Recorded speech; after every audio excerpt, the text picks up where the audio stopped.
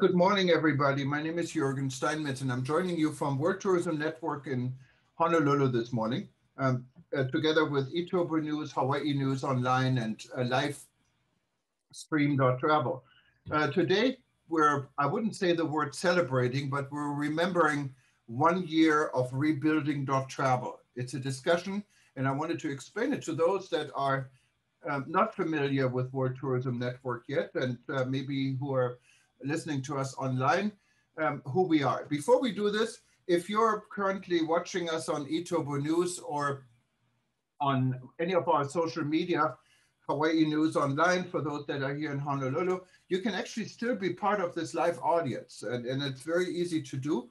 Just go to eturbonews.com, go to WTN.travel, and when you scroll up, right where if you watch us, right on top of where you see the screen, there's a red button to join this event. Click on it, register, and you can be part of this live audience. Now, to explain a little bit before we introduce our guest, and we have many guests this morning, World Tourism Network, it started with a discussion a year ago exactly on March 5th at the ITB trade show in Berlin. Unfortunately, ITB never happened. It was canceled.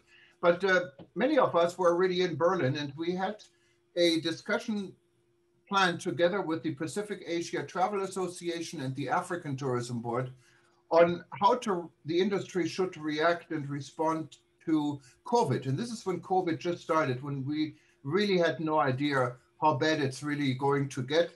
Of course, everyone was alarmed and disappointed that ITB was canceled, but we thought it's going to be like a cold and a flu, and it's going to be finished in about a month. So since all of us that were in Berlin already and registered for this event, we actually had our meeting at the Grand Hyatt Hotel on March 5th. And in the original meeting, we had Dov, who was on our meeting last night. He cannot join us now in Israel, and several others. It was a small meeting, but that's when rebuilding.travel started. And we continued rebuilding.travel, and it was built up, and many of you were there from the very beginning, and currently has members in 127 countries. So we're quite global. We have people in the public sectors. We have ministers of tourism, CEOs of tourism boards, but we kind of are looking out for the medium and small guys in the business. These are really our core membership. These are the medium and small size companies, the tour guides, independent hotels, and they have made a big difference in our discussion. Now, in December, we decided to start an organization where we brought rebuilding.travel in, and this was the launch of the World Tourism Network. World Tourism Network is now a member organization. We're complement to any other organization. We're not competing with anyone. We're just trying to be helpful for those that wanted to be part of our rebuilding.travel discussion and join other discussions. So currently, with about 1,450 members and 700 observers, we're a little bit more than 2,000 altogether in 127 countries. And the way we structured is really, we have interest groups. And these interest groups have different sectors of the industry. Like last night, we heard from Vijay, who runs our aviation interest group. We're going to hear from Professor Snow White, who just joined us now, about our education interest group. We have an hospitality interest group. We have one for the tour guides. We did tour events for tour guides, and I know Diana was on one of them. We actually did an inauguration party for President Biden in Washington, where we had tour guides showing us around a kind of closed-up Washington, D.C. this time. We had an event with tour guides from Tanzania, from Bhutan, from Peru, showing us around their thing. And I think there is a wonderful opportunity actually for tour guides to stay in business in selling virtual tours. So we're going to hear hopefully about this today. Marikar is trying to join us in between. However, she also has some other events she's attending today. Now, without further ado, I wanted to just say before we start, there are two co-founders. They're here for the organization. There is Dr. Peter Tarlow. He will be joining us shortly. He's currently on a conference call with Japan. He's involved in the Olympic planning in Tokyo. And as soon as he finished this call, he will join us. And we just actually had his wife joining us, so welcome. And then, of course, we have Dr. Taleb Rifai, who has been essential in what we're doing right from the very first moment. And the rebuilding.travel discussion, actually, in the beginning, it was really part of the Project Hope, what was started and initiated by the African Tourism Board and by Dr. Taleb Rifai and by Cuthbert Ncube, who's also joining us, and we will hear from him. So it came from Africa, and it was an African idea we kind of now taking to a global level. So we're very much aligned with the African Tourism Board in anything and everything we have been doing and how we got started. So without further delay, I wanted to just say that Louis D'Amour, he's the CEO and the founder of the Peace Through Tourism, International Institute for Peace Through Tourism. He's trying to join us now, but he hasn't managed to be online. When he comes in, I'm going to try to give him the floor right away because he has a doctor's appointment and he cannot be with us for too long. So I'm going to watch out for him. But I think, why don't we just hear from Dr. Taleb Rifai, and then we go to our guest of honor. Good morning, Taleb, or good evening, better. It is evening here in Jordan. Thank you so much, Jürgen. I'm calling you from Amman, Jordan. It's one of the 127 countries that Jürgen just mentioned. I'm very happy to be here. I want to recognize the presence of Ivan from Ukraine. Ivan, welcome. And the presence of Geoffrey Lipman as well as my co-founder, Cuthbert Ncube from ATV. Jürgen, thank you so much for this opportunity. It's a great opportunity.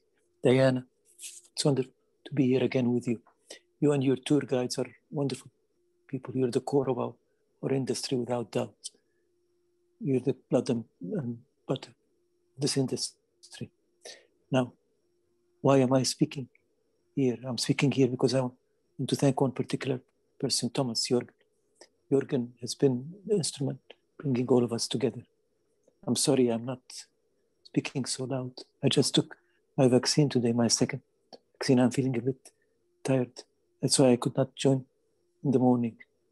But otherwise, I'm doing well. Alhamdulillah.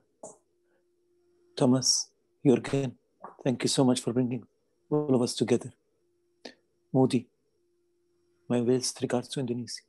Thank you so much, everyone, for being with us today. It's a great opportunity to celebrate. I was not with you in Berlin. I was with you the year before that. It's the only year I missed was last year. But I've been with you in spirit. I'll continue to support you as much as I can. Thank you so much, Jürgen. Thank you again. Thank you so much, and for everything you're doing. Dr. Taleb Rifai, for those that are watching us and are not 100% familiar, especially if you're not part of this industry, Dr. Taleb Rifai was the Secretary General for 2 terms at the United Nations World Tourism Organization. And really under his leadership, he brought the private and public sector together like no one else. And I think the world of tourism owes him a tremendous thanks. And now, even after his retirement, Dr. Rifai has been active in so many different initiatives. It's unbelievable. I don't know how you do it, but you must be the healthiest person on earth. And that's what we wish you. Stay healthy. And I hope the second vaccine will do you good. So without a further delay, I wanted to introduce our guest of honor. And this is also a gentleman who has been essential in the African Tourism Board. I helped to also set up in 2018. And Cuthbert will say a little bit more, but I wanted to not let him wait. He's the Minister of Tourism from a very important country when it comes to travel and tourism. It's the Kingdom of Eswatini. And those that don't know where Eswatini is, and I know there are people where we have a global world and not everyone knows where every country is, but if you hear Swaziland, then you know where it is. Swaziland, it's now the Kingdom of Eswatini. It's in the southern part of Africa. And the Honorable Minister Vilakati has been as I said, essential. He's always available. He's always there. He has joined a lot of our sessions, even quietly in the background. And I want to thank you for this. Great minister. Yes, he's a global player from an important country, but he will tell you himself. Welcome. Good evening, Honorable Minister. Good evening, Johan, and good evening to all. It's always great to be here and to listen and to hear from great friends. As I've been introduced, I'm the Minister of Tourism, but I've also other feathers like because it's Minister of Tourism, Environment Affairs, and Forestry. So it's quite a mouthful. And I'm very excited to be part of this discussion. Here we are talking rebuilding travel, but I really wanted to focus more on Africa because, and to that extent, talk a bit about Eswatini. But maybe before I even get there, when I joined the African Tourism Board, little did I know that I would meet great friends, great people who were able to share with me their experiences in tourism. My background is that of being an agriculturalist. So here I am now having to talk tourism. But I was used to traveling, so I used to experience a few things here and there.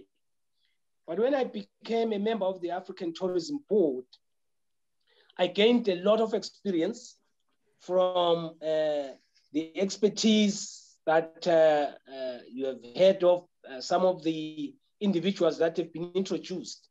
And for me, it was very exciting to meet, greet, and share experiences on how we can shape tourism in Africa and throughout the world. And that is the exciting part.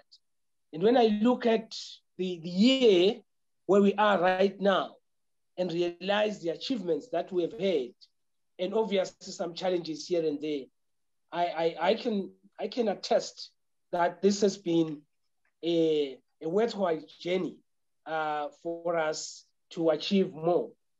Where is Eswatini? Well, some would say, hey, we have never heard of such a country. It is there. It's in Southern Africa, surrounded by South Africa and Mozambique. And it's about 17,000 square kilometers. Very small, but with a big heart.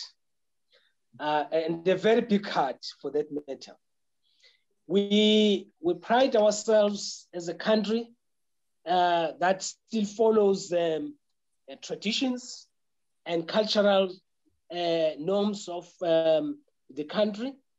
We are a monarchy, and we have preserved our culture, which is very rich, for the past 400 years, which is basically from generation to generation. And we therefore welcome guests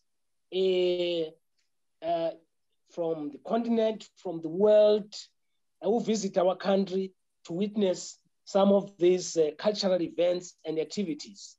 They are there throughout the year. But more than that, when you look at the scenery, it's very majestic with valleys and forestry, plus wildlife reserves.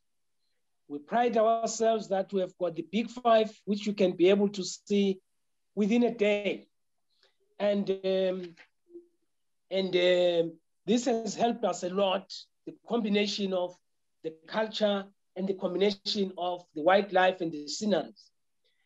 But this is true for most of the African countries, as some of you might have visited, because Africa prides itself of that. It still needs to be nurtured And the issue of environment, I was happy that as a country where tourism and environment under one roof, because through the preservation of the environment, then we're able to say we have got a country, we've got the environment which we try to keep intact. Now, when I look back in terms of the rebuilding of the travel, it has not been an easy journey. In particular, after March last year, when COVID-19 came and changed the way in which we were used to attracting people to come to our country. I remember very well, I thought that it was going to be just a 1 month thing. I said, it's just a normal flu. It's going to be over within a week, a month.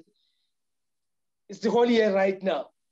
So we've got to start adapting to the new norm because it's now a new normal. Thank God that the doctors have been very good and they've started producing some of these vaccines, which we hope will now help us to start opening our borders and visiting our brothers and sisters and our friends. What did we then do as a country and as a region and as Africa? During those pandemics, each country obviously had to close its borders. And it meant the tourism sector was really affected and affected badly. In our country, tourism contributes about 10%. But last year, 10% of the GDP. But due to the COVID, it has gone down to almost 3%. Hospitality industries have closed. People have been retrenched. And then we've started thinking about the new norm. How do we now survive? How do we rebuild our travel? How do we make sure that the people that used to enjoy the wildlife can still come to our countries? This is the big question that I think we need to discuss and deliberate on to make sure that we can rebuild our fragile tourism sector. But maybe before I end, tourism is really resilient. And if we package our narratives, we would ensure that we can attract those people that love to travel. People have been quarantined and they are saying we want to come. And therefore, it's about time to say we are open. And Africa is now opening, by the way. We are already seeing countries getting the COVID vaccines. And we're hoping that by July, August, most of these countries would have been vaccinated. And that is an opportunity that we can now cherish together. But as countries, what we then did was we started focusing on the domestic tourism. We realized that there were lots of things that we didn't know internally. And that has been going from country to country. And fortunately, it's an opportunity that has been brought by this pandemic because now we have more ambassadors. We now have more people who now understand the countryside, who understand what the beauty of the country, the sceneries, etc. And that to me has been the lessons that I've learned to make sure that as I present today, I can say I now understand the country better because I've also tried to travel because there were certain places that I wouldn't travel because I wanted to lead from the front to make sure that, yes, you can go to such and such a place. Yes, you can enjoy a meal in there. Yes, you can climb this mountain. And I think that is the lesson that I learned. As we move forward, we have a dedicated strategy that say, as we open our borders, let's make sure that we can incentivize the people and the tourists that are going to come to our various countries.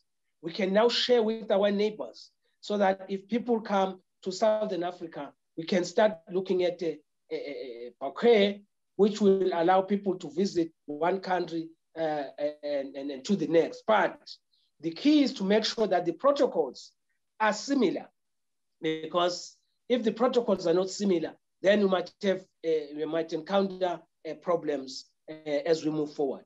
Otherwise, with me, I'm very excited to be here.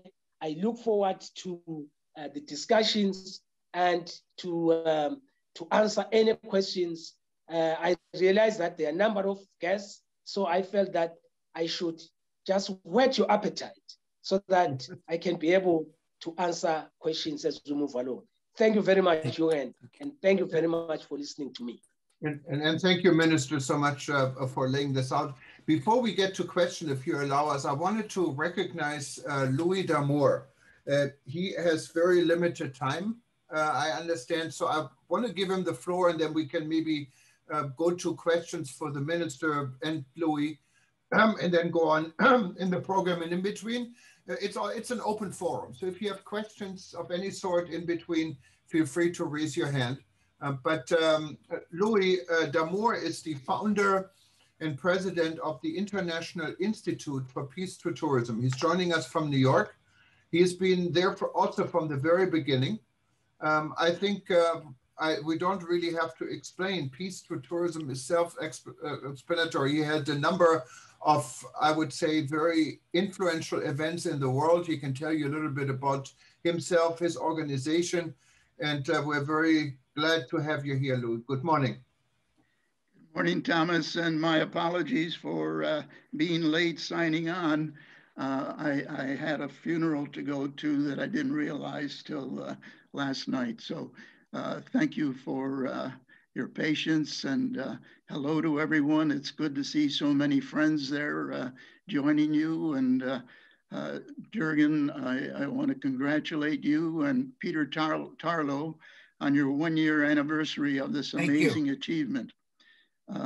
It's great to see so many friends celebrating with you, in particular, Dr. Taleb Rifai, who inspired us all during his 8 years as UN WTO Secretary General and continues to do so. IIPT has been most honored that he agreed to be chairman of our International Advisory Board on leaving the UN World Tourism Organization. You have been successful in uniting small and medium-sized travel and tourism businesses and giving them a voice to express their needs and aspirations. With members in more than 120 countries and growing, as well as chapters and networks, which includes a Peace Through Tourism network that we look forward to expanding in the days ahead. I'm particularly grateful to you and World Tourism Network for hosting several IIPT Zoom forums, the most recent of which announced a series of IIPT initiatives in support of the UN International Year of Peace and Trust.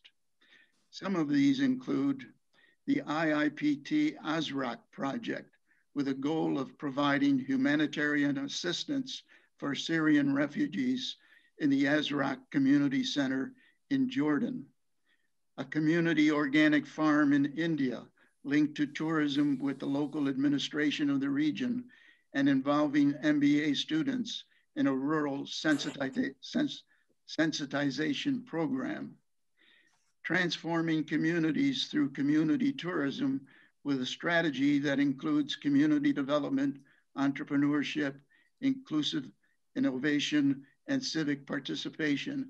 And I'm glad to see Diana McIntyre-Pike is with us today, and she certainly will be able to expand on that much further. An olive tree trekking route in Turkey that incorporates the archaeological and current olive tree locations with an emphasis in certain historic communities where IIPT Peace Parks will be located as focal points along the route. An online booking platform for travelers interested in peace through tourism. And I believe Andreas Larentzakis is also there with us. He can expand on that. Peace with Food, a documentary on sustainable organic agriculture.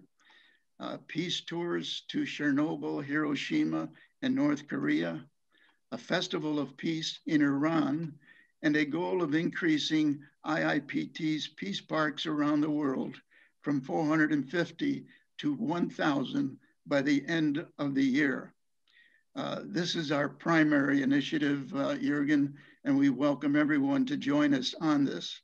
Jürgen and the World Tourism Network, as well as Geoff Lipman and his Sun X project, will be joining us as partners on this initiative. In the spirit of thinking globally and acting locally, I've been working on the dedication of a peace park in my hometown, Utica, New York, where I have returned after being away for 63 years. F.T. Proctor Park in Utica is a National Historic Site, and it will be dedicated as an IIPT Peace Park on September 1, the UN International Day of Peace. I invite all of you to join us in achieving the goal of 1,000 IIPT Peace Parks circling the Earth, or any of the projects I have mentioned.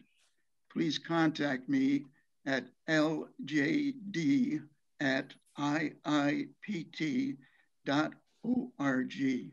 Thank you very much for this opportunity, Jürgen. And again, congratulations to you and Peter, and my best to all who are participating in this with you.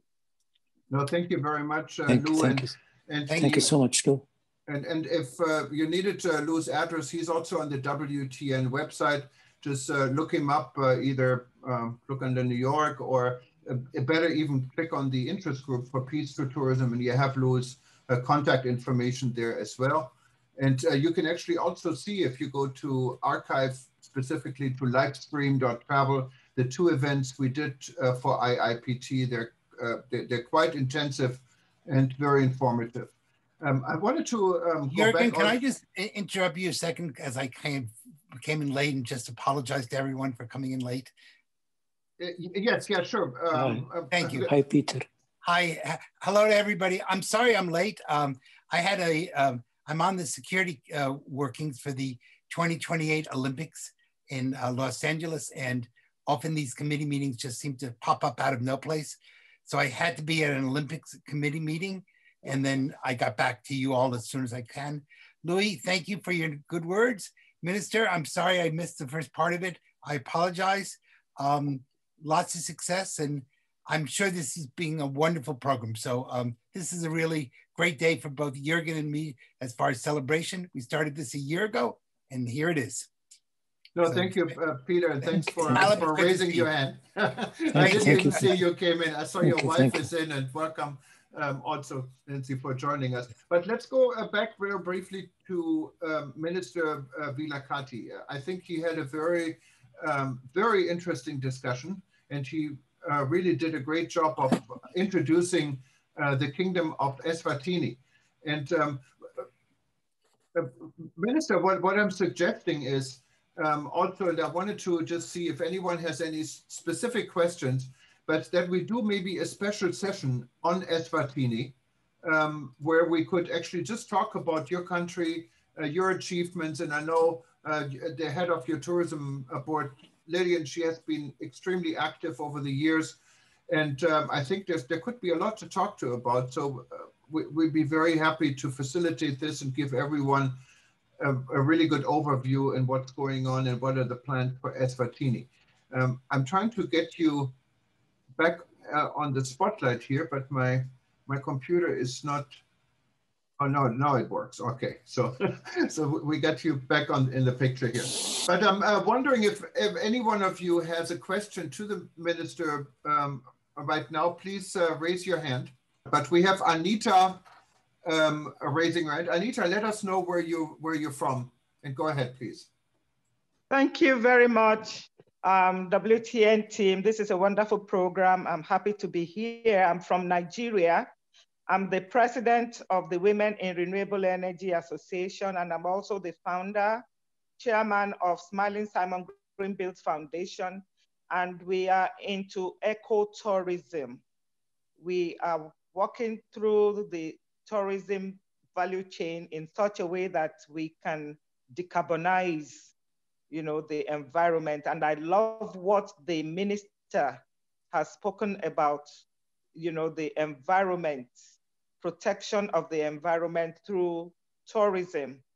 And I really would like to ask him, how can we all work together in Africa, particularly through that wonderful body, African Tourism Organization, that we can have a pavilion in one country of the 54 countries, featuring our foods, our culture, tradition, our beverages, all under one little pavilion, so that we can actually work with a peace mission, because we can go through food and our beverages and foster peace in Africa. That is my question for him. Thank you. No, thank you very much. This is a mouthful. I was last in Nigeria when I went to Ibadan at IITA, and I learned a lot,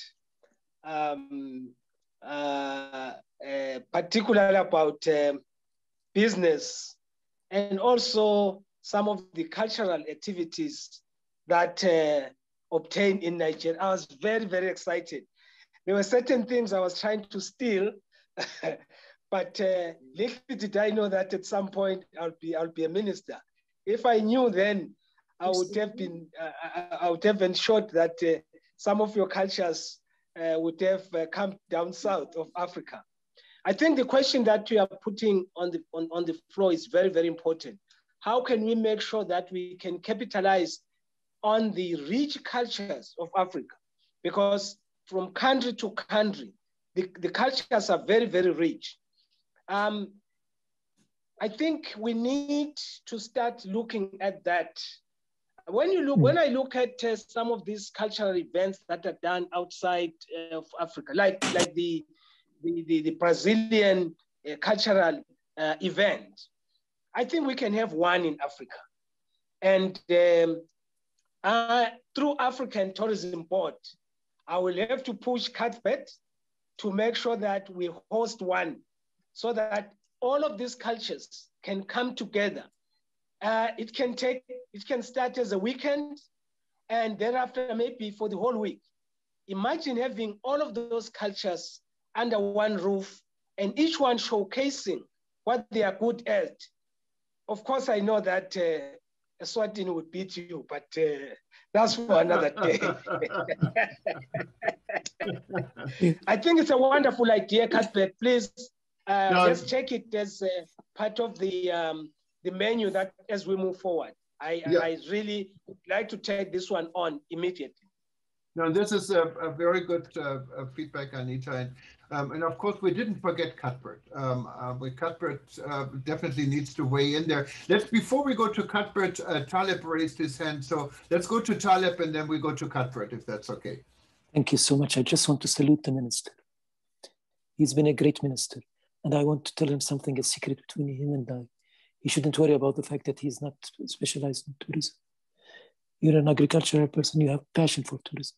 I was like you. I came from architecture, from politics, into tourism. But you have to have passion, and you have it. Minister, what you said is absolutely correct. You are a great man, and you'll do a lot of good things, I'm sure. Just wanted to say that before we move on. Thank you so much. Thank you, Taleb. And yeah, and the minister already addressed Cuthbert Ncube. Cuthbert Ncube is the chairman of the African Tourism Board. African Tourism Board started in 2018, and Cuthbert has been there from the very beginning. African Tourism Board, when you think about African Tourism Board, you definitely think about Cuthbert Ncube in Pretoria, and there's a lot going on, and I think the suggestion from Moses is quite important. And Cuthbert is now, I think, joining us today from Namibia. He's traveling, and I have to say that we're all of us who knew Cuthbert had COVID in quite a bad way, and it looks like he fully recovered. And there's a little bit of a story also through it. And if you want to tell the story, feel free to do so. We've published it in eTurbo News, but it's amazing the recovery Cuthbert made. He looks like the old Cuthbert, and I don't mean old in a way of old, but you're looking young and fresh. And thank you for joining both sessions, Cuthbert. From African, saved by African. Yes. Thank you so much, Jürgen. Really appreciate your support and your prayers as well. Honorable Minister, thank you so much. We really appreciate, always eager to move and to run. And we really appreciate as we are aligning Eswatini within the global tourism space. We acknowledge and we're noting your endeavors and your participation as well within the African Tourism Board. We really appreciate and thank you so much. Thank you so much once again, Dr. Tarlow, Dr. Taleb, as we celebrate the high and byways of success drawn by yourselves and team players behind the World Tourism Network supported by the African Tourism Board in bringing the tourism champions together in so many engagements that we have had. May I hasten to echo the words of our executive member and patron of African Tourism Board, Dr. Taleb, that all mankind originated from Africa. It doesn't matter the color of your skin, it doesn't matter your height and your length, we are all brothers and sisters. The beauty part of it is that tourism has cemented that narrative and reality of it. May I therefore be allowed to go much further to say that Africa is the richest continent on earth with so much gold mined from mountains and valleys of almost all the member states. Diamonds produced in South Africa, in Botswana, in Namibia, where I am today, Liberia, Sierra Leone, just to name a few. We produce the best cocoa. Africa produces the best tea that has found its market on the shelves of the United Kingdom and beyond. So therefore, Africa has plates of platinum and layers that can supply the whole world for the next decade. What am I saying, colleagues? When it comes to tourism, it is the only primary drivers of economic growth and job creation in Africa. We have a unique history, as I allude to my minister, that with our diversity across the continent, our natural wonders that have gained momentum and attention amid the local and global increase in cultural heritage. I allude with you, Anita, that with our rich cultural heritage, we need to have a conference where we have a conversion of all our diversity to celebrate the beauty of Africa through tourism. Our 54 member states have tremendous opportunity to become and remain vibrant hosts for both domestic and international tourism and investment at large.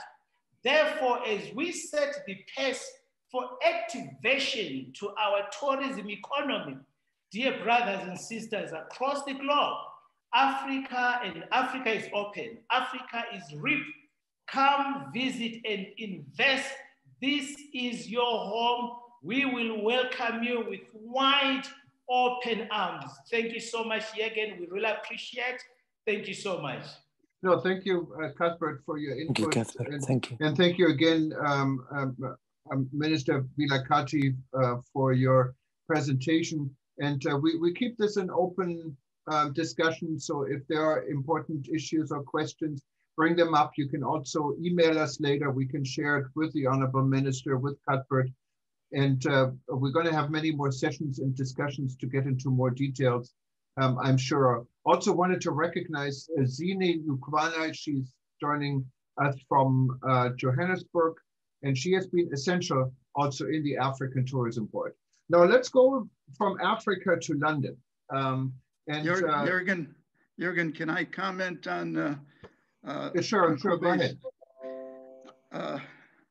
I just wanted to mention that had it not been for COVID, IIPT was planning a global summit in Africa on the theme, "Come Home to Africa, Birthplace of the Global Family." And Cuthbert, maybe IIPT and the African Tourism Board can cooperate on such a conference as soon as COVID permits. And I think that's a wonderful idea, and we can definitely help to coordinate this. And Cuthbert was saying something, but you're muted, Cuthbert. No, I was just saying thank you so much, Luis. We really appreciate your energy. And as African Tourism Board, definitely it would be an honor for us to synergize and start working together. I remember we participated together in one of the conferences a few years ago in Johannesburg. It will be a great pleasure. Let's work towards it. Most probably, let's converge and have a discussion so that we can start the preparations. Yeah, Dr. Rifai is aware of this. I've had discussions with Dr. Rifai on such a conference. And Jürgen, Cuthbert, I look forward to further communication with you to see if we can move this forward. Okay, thank you so much. And we're wanted to go to London, and you see already the picture for Andrew Brown. And let me give you a little bit of a background before we give the microphone to Andrew. Andrew represents the the WTTC, World Travel and Tourism Council, what many say is the home for the most influential companies in the world in regards to travel and tourism. And I have to say, this discussion on rebuilding travel, COVID and everything else actually is a little bit older than a year. And I know I had very intense discussions with Gloria Goravar. She is the CEO of WTTC, former Minister of Tourism from Mexico. And we were talking before ITB was even canceled. And she was very active in this. We had some very good back and forth and everything. Ever since, we've been in touch on WhatsApp almost every week. And of course, follow the initiatives from WTTC. Many, and we have written this in eTurbo News, believe that Gloria is probably the most influential woman or person in the travel and tourism industry. And it's not only taking the task now of the private industry, and Taleb brought the private industry and the public sector together, but she's keeping this concept. I think WTTC started with Taleb when he was in charge of UNWTO forward and onward, pretty much on her own in a lot of ways. And she's been a wonderful woman. She wasn't able to attend us personally. I'm sure there's so many events for her to attend, but she made sure that Andrew, and Andrew can tell you who he is and what his role is in WTTC, but we're very pleased to have you here, Andrew. Before Andrew speaks, may I just say something about Sure. WTTC is the only organization now that's picking up the pieces when it comes to government cooperation. The only organization. As the minister said, it's not enough to have each government work on its own, do its best. If governments don't work together, if all authorities don't work together, it won't work. You're the only organization that's picking the pieces. Thank you so much, Andrew, for being with us. Thank you, Andrew. Thank you, Taleb. Thank you, Taleb, and thank you, Jürgen, for that very nice introduction. Am I able to share my screen by chance? Yes, you can. Yes. Go ahead. Perfect. Thank you.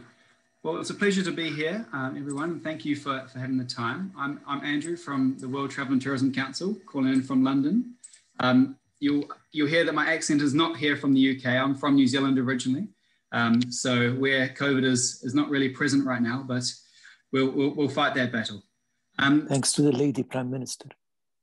Yes, Jacinda's job down there. So I'm the regional director here at WTTC for Europe and Oceania, and Oceania is simply for translation purposes, as we speak a lot faster down in that part of the world. And Cuthbert, it was great to hear the passion that you have for Africa, and I can't wait to go traveling once again in the amazing continent that is Africa, and powerful messaging that you're putting across is amazing. Please continue that. And Minister, same to you as well. It's great to hear that Eswatini is looking to use tourism as a massive driver of your economy, currently 10%, and we look forward to seeing the results increase even more as we go forward. So if I just take a moment to introduce everyone here to WTTC, just in case you might not know, obviously Taleb is not on the slide, but Taleb is our ambassador, our global ambassador, and we're very delighted to have him as our ambassador. Thank you. WTTC is the global body that represents the private sector in travel and tourism. Our members are some of which that you'll see on the screen here, and they encompass all geographies and all industries within travel and tourism, from airports to cruises, from OTAs, travel services to tour operators. Every single industry is encountered within WTTC. We were founded 30 years ago last year, so it was a unique year to celebrate our 30th anniversary. And the reason for WTTC was around highlighting the economic impact that travel and tourism has on the world economy, but also on the country and regions of this world. So the Minister mentioned that Eswatini has 10% of its GDP focused on tourism. That's very, very well aligned to the global average, where travel and tourism contributes 10.3% to the global economy. Now, these are pre-COVID numbers. So as you can see on the graph below, that we were experiencing a very, very positive time, where it was 8-9 years of consecutive growth of travel and tourism over and above the global economy. And during that time, obviously Taleb was the SG of UNWTO, and that was a very golden age of travel and tourism. One other point I want to point out on this slide is travel and tourism accounted for 1 in 4 of every new jobs created globally. So if you think of every 4 jobs, 1 of them was in travel and tourism. And this made up 330 million jobs worldwide. So we were a very dominant sector. We were doing very, very well. And so that was pre-COVID. Now, to show what it's done now, what's COVID done to us? Well, at the end of last year, we projected that 174 million jobs had been impacted. Now, let's remember that initial number was 330 million. So 174 is over 53% below. And that's very significant. And then if we translate that into dollar figures, you can see there it's 4.7 billion. So that's very, very significant. Sorry, 4.7 trillion. So again, 53%. But then we looked at it and said, hey, how can we look towards a positive recovery in 2021? What would be the best outcome of international collaboration, which I'll come on to very, very soon. And we saw that there is the opportunity, if the governments combine, the private sector, the public sector, all get together, and we can recover 111 million jobs, which is a massive upside in what we were seeing compared to earlier on last year. And of course, there is a conservative effort of 84 million jobs. That is still a significant uptick in what we were doing and how we're seeing it. Now, how can we get there? So WTTC does produce economic impact research for 185 countries and 25 regions globally. But we also do research on the very key issues that face all of us across travel and tourism. So one of them in 2019, ironically, was crisis. And we were preparing internally using our members and global experts to say, how can we best prepare for when a crisis happens, not knowing that COVID-19 was coming about. And what this did highlight was the need for international collaboration, international coordination, everyone working together to get back to status quo. And as you can see on the right, the different timelines that we saw when people work together and when they don't. And so if I go to the next graph here and show you what we mean by the importance of an international collaboration. On the top left-hand side, so the world, so this is the global economy, the global performance over this time period from 2000 to 2019.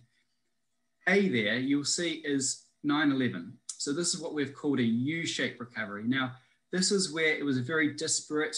A lot of different countries and nations and regions were acting in silos. So there wasn't international coordination. We weren't on the same playing field. So you can see the recovery took a lot longer to bounce back. But when we go to number B there, which is the global financial crisis that was hitting in 2008, 2009, there was international coordination. That is a V-shaped recovery. So you can see it's a very, very quick bounce back from what we were in terms of the 9/11 to how we were following the GFC. And the reason I have the other two graphs there on the right-hand side is that the G20 very much mimics and influences the world economy, as we well know. And so what WTTC has been doing over this time, over the last year, and congratulations once again, Jürgen, for your first year anniversary, is working very, very closely with the G20 under the leadership last year of Saudi to really put towards how can the private sector help the public sector get back and recover really, really fast. And I'm delighted to say there was a lot of work done here, and I'm happy to share the points that we agreed on, and Saudi really led this with behalf of our members on this. So where are we now? How can we create that V-shaped recovery? How can we bounce back as quickly as possible? And so what we've got here is the approach that WTTC is taking. And first of all, that is making the invisible visible. This is putting in place testing procedures so that we are not exporting the virus, so that when we are at the ports or airports, there is testing in place. And this also leads on to having an individual risk assessment versus a national risk assessment. So this is around the testing and ensuring that if I here in the UK want to travel to Africa, anywhere in the great continent of Africa, all I need to do is take a test and travel and obviously be negative.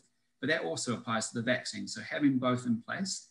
And sort of as you can see down the points here, I think that one of the most important ones is that there is no one solution that fits.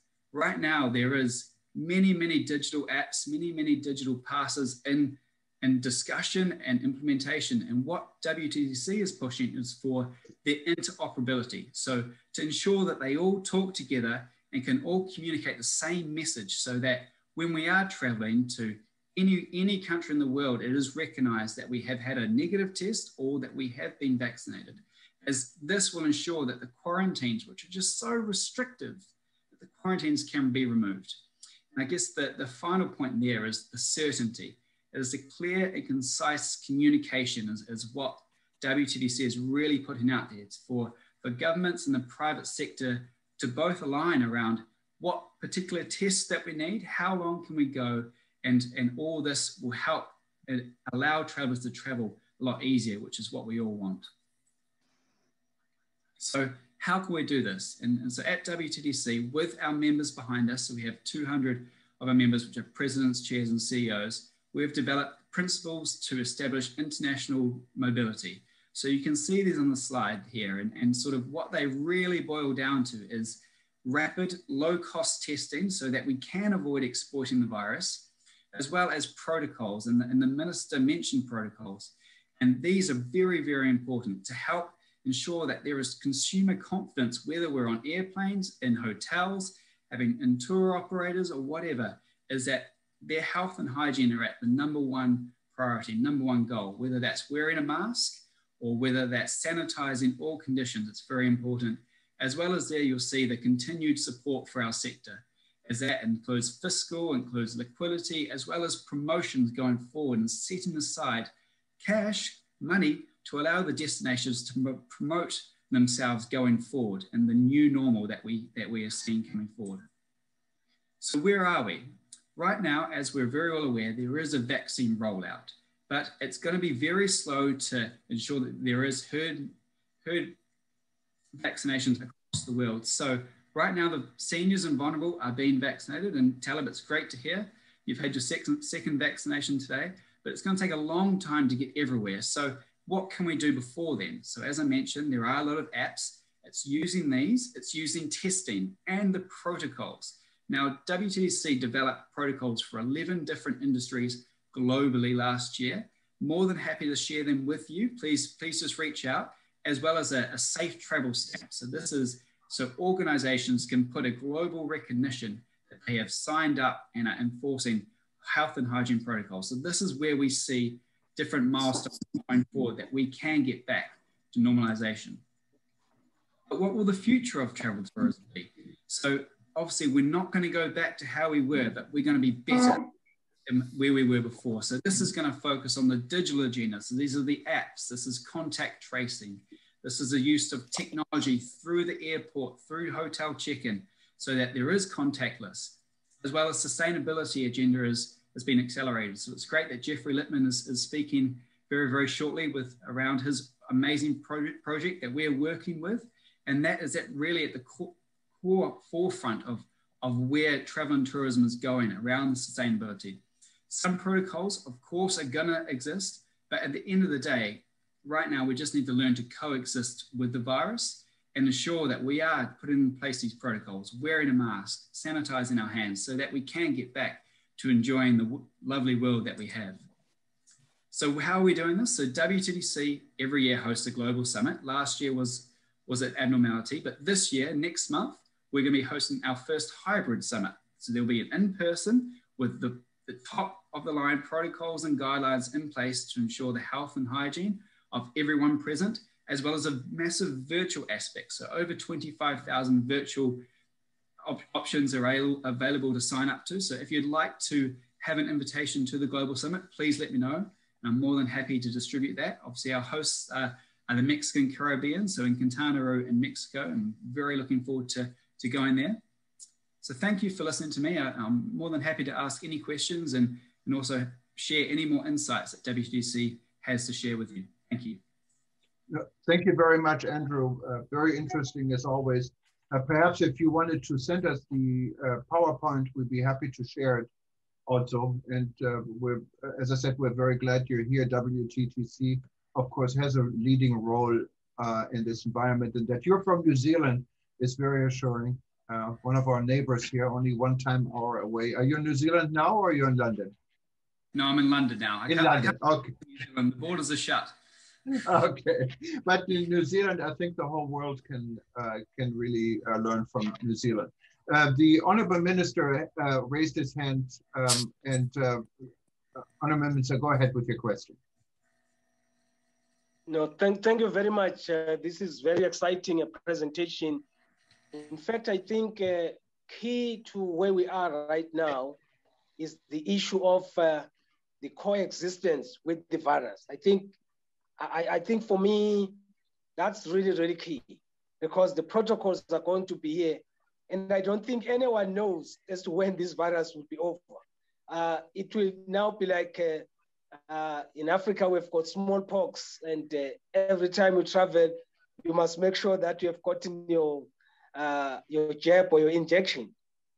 But maybe if you can assist here, Andrew, regarding the digital transformation, the form and shape, because I think that is going to be the new normal now.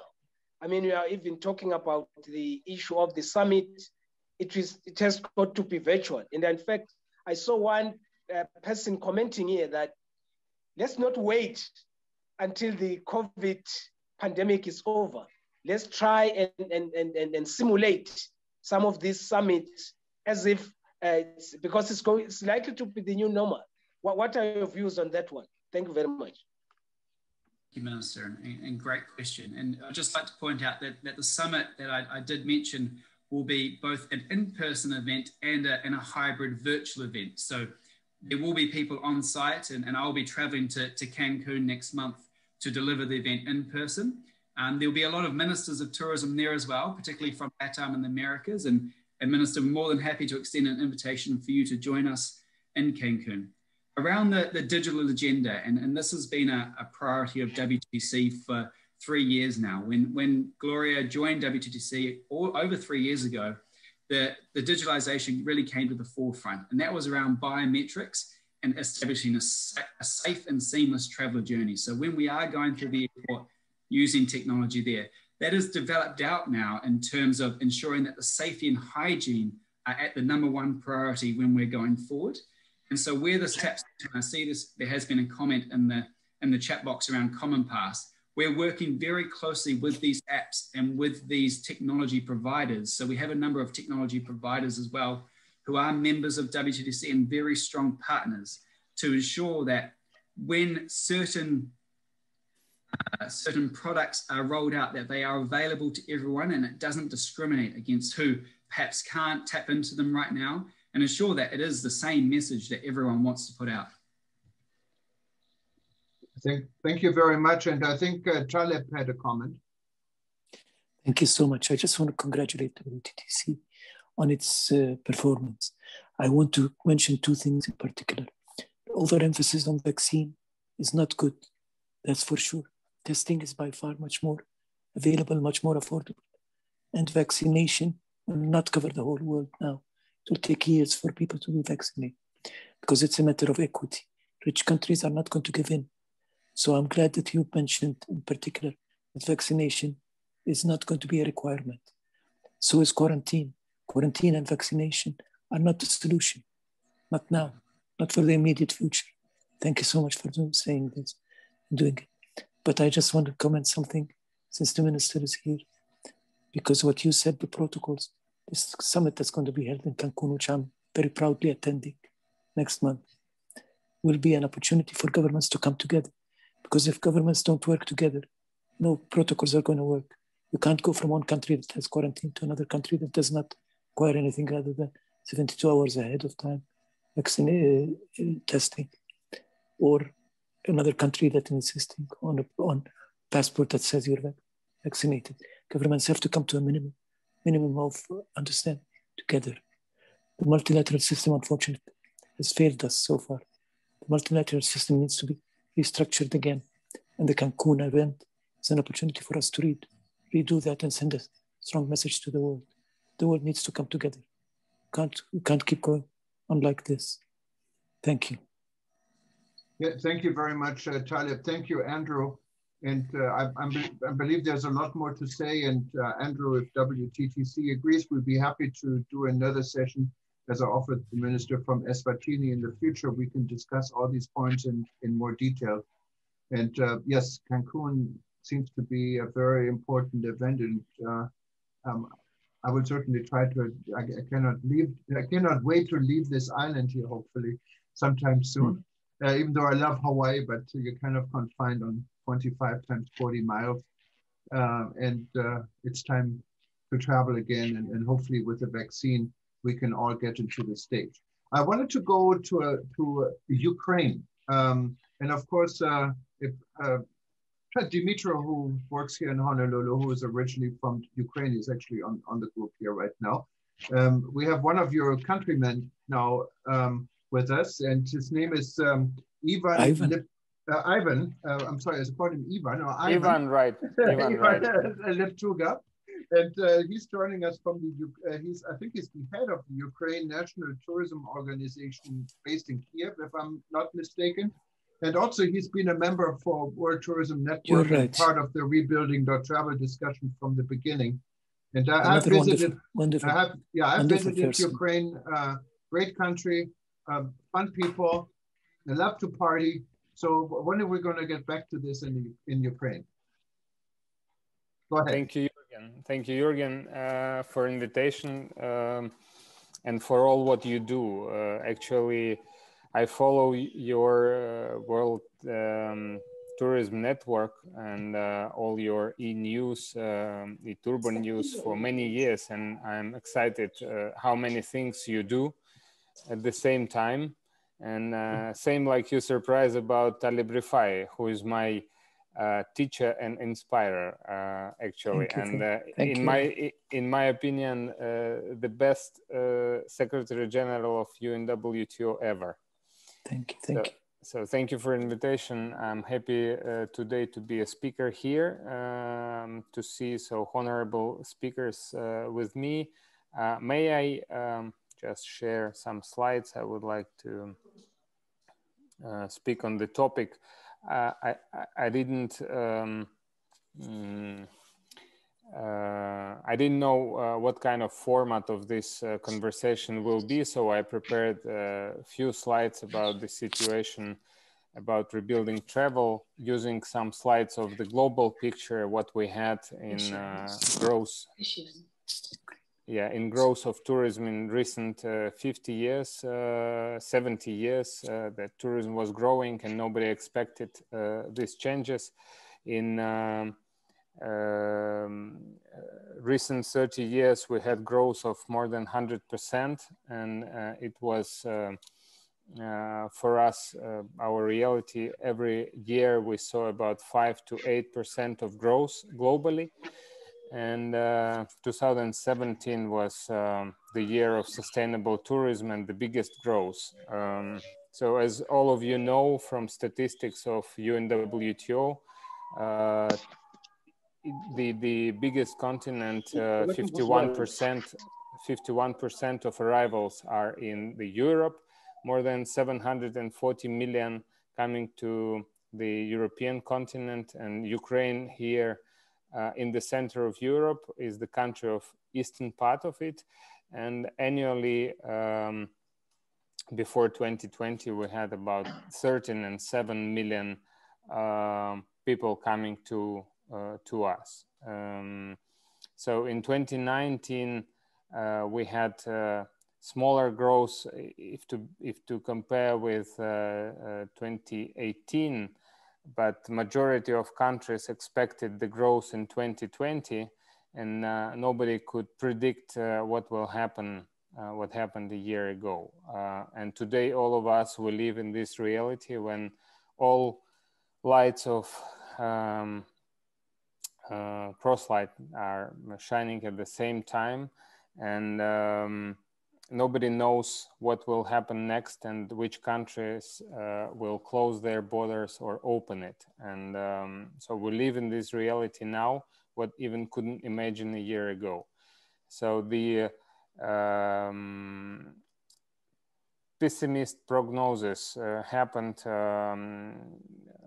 from UNWTO. What we could see that minus almost 74% globally we had in comparison with 2019, and in Europe it was almost minus 70%. So all countries and all continents live now in this situation when we develop our domestic tourism and even staycations.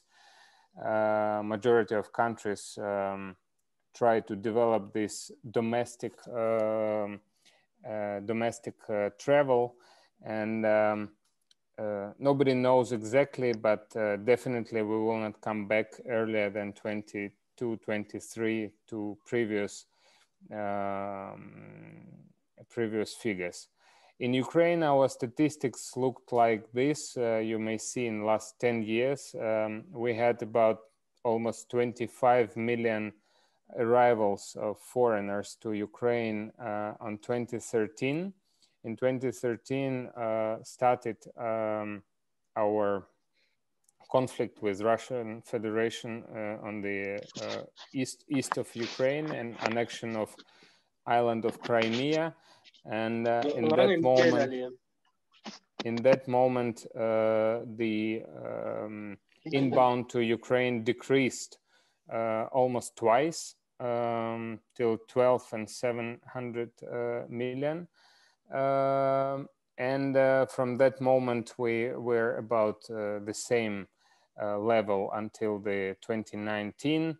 In 2020, we had only 3,400,000 of arrivals. On the top 5 positions from these 3 million were Moldovians, our neighbor country, Belarus, also our neighbor country, Russian Federation, Poland and Romania, all our neighbors.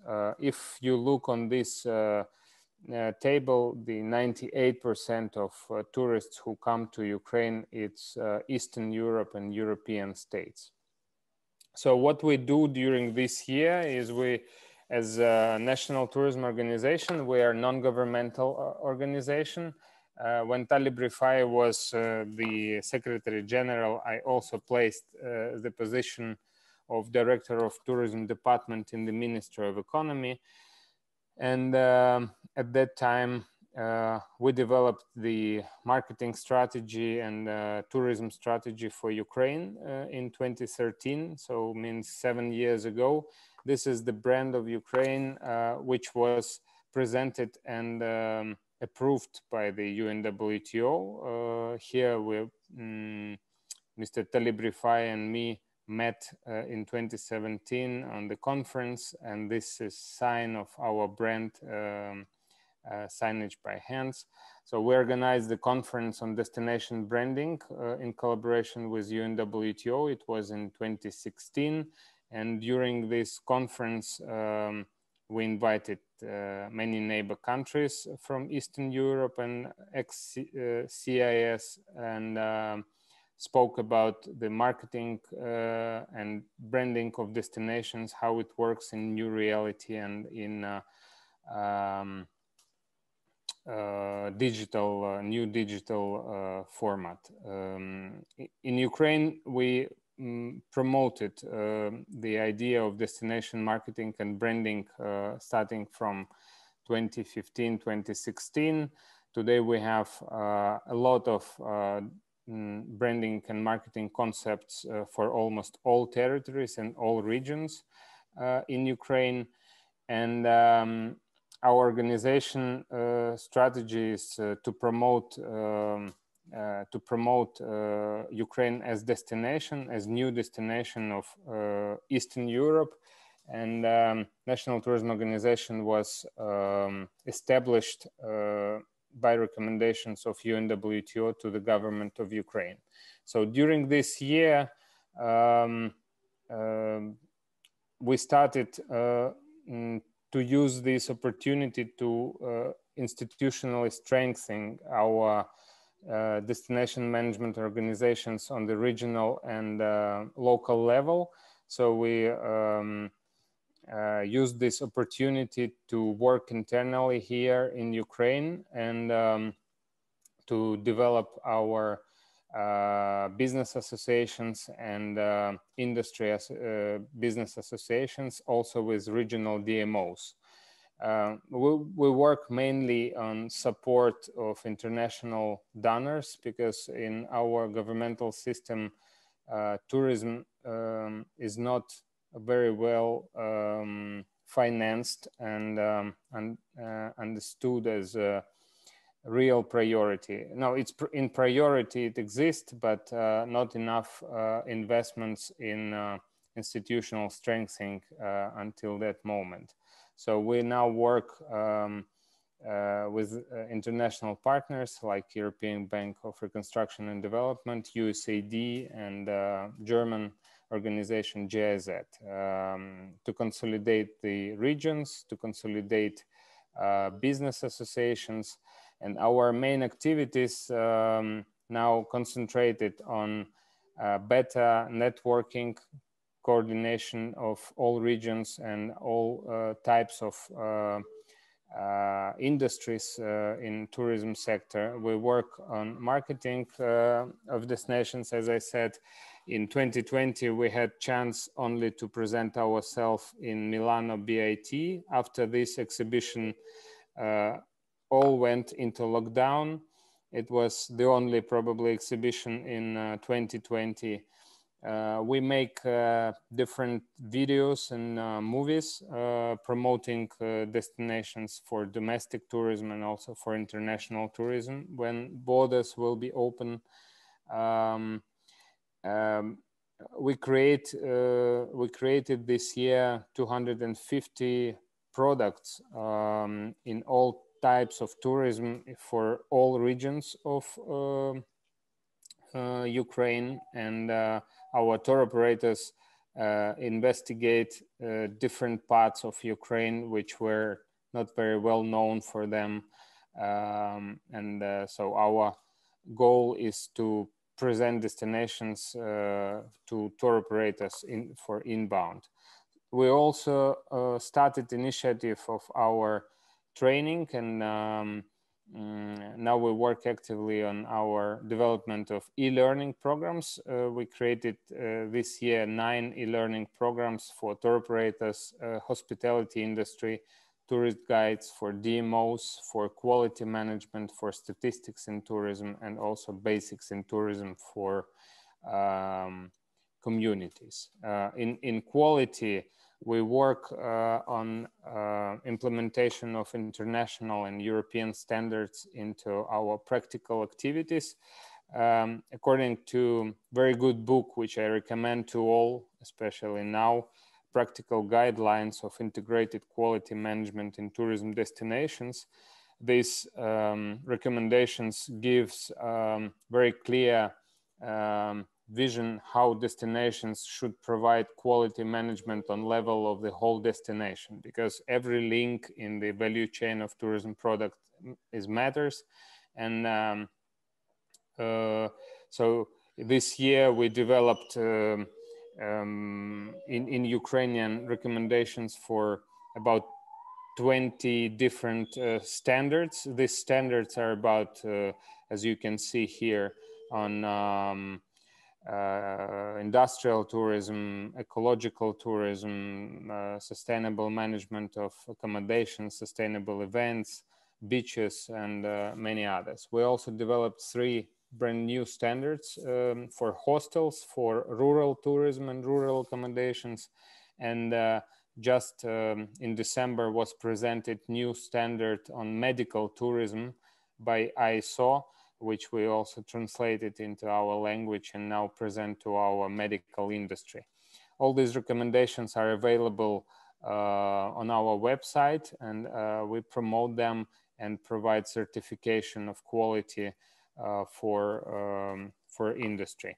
And we also promote the idea that certification on correspondence to the standards is a completely different story from awards and different prestige awards.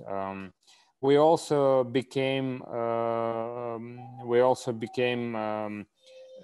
provider of Safe Travels initiative of World Travel and Tourism Council. We started our cooperation in May with World Travel and Tourism Council on that, and it was successful initiative in Ukraine because many cities, almost all big cities and small cities joined the program. We translated all protocols into Ukrainian language and promoted this initiative all over our regions. And today we have about 500 different companies who provided the protocols and labeled it in their businesses. So we had a contest and made awards for best practices in these safe travels. We also concentrated on statistics. In statistics, we developed the methodology according to recommendations of UN on satellite account. I will not go in details on the figures which we found, but most important that we found in analyze that GDP in GDP tourism of Ukraine is 11.6%, which is good to understand for our governments and people who take decisions on the regional level. We created dashboards also available on our website, and now investors, businesses, and governments may study the statistics in details for about 10 years. We also work on investments. We had a conversation with Investment Council in tourism. Ibrahim Ayub, the colleague of Mr. Rifai, and we are going to organize a forum of Eastern Europe in investments of tourism.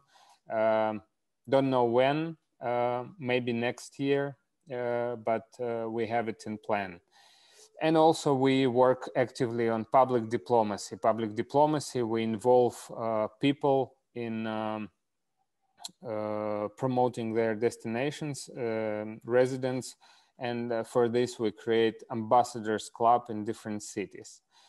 Also, after UNWTO made the 2017 the year of sustainable tourism, we have this tradition to announce every year in some particular topic.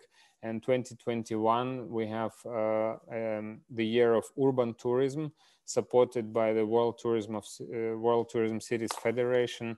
And in 24th of March we will have on our exhibition the conference joined with WTCF on that. Yes, this is brief how we spent this year trying to rebuild our travel and promote tourism in Ukraine. Wow, you guys have been absolutely busy and fantastic material.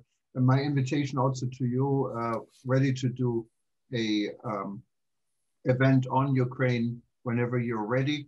And thank you for this outline. I had Andrew raising great job. Great job, absolutely. And Andrew had a question. Go ahead, Andrew. Not a question, just more congratulations to Ivan and his team.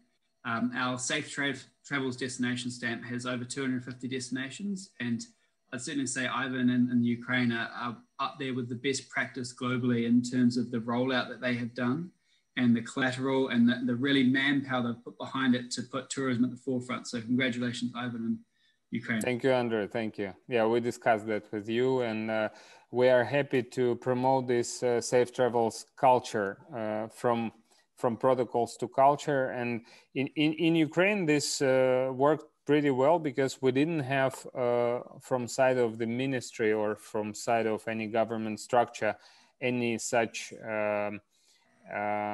good marketing tool. Yeah, good marketing tool, and a lot of things are on the level of marketing works better than just obligations and so on. So I think it was good initiative. I know all opinions about that, and that there's maybe more certification needed and so on. But I can say that it was a success story of safe travels in Ukraine. Well, thank you very much, Ivan. Thanks, Andrew. And let's go to my good friend, Professor Geoffrey Lipman in Brussels. And of course, those in the industry know Geoffrey. I don't have to introduce him.